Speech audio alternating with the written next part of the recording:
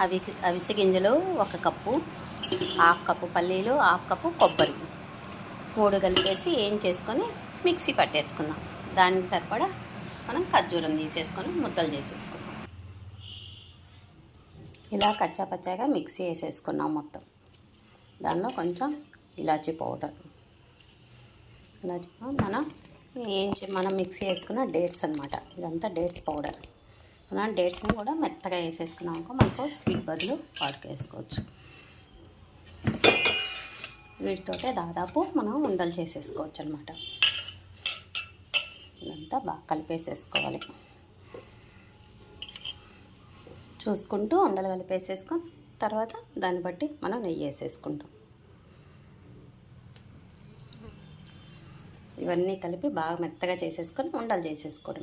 లడ్డు చేసుకుంటూ చూసుకొని హనీ వేసేసుకోవాలండి. హనీ వేసుకుంటూ లడ్డు చుట్టేసుకోవడమేనండి. చూడండి కొంచెం హనీ వేసేసుకొని కలుపుకుంటూ లడ్డు చుట్టుకోవడమే. ఇలా మనకు లడ్డూలు రెడీ అయిపోతాయి. చూడండి బెల్లము పంచదార ఏమీ లేకుండా లడ్డూలు తయారైపోయినాయి. మనకైతే ఇలా రెడీ అయిపోయాయి.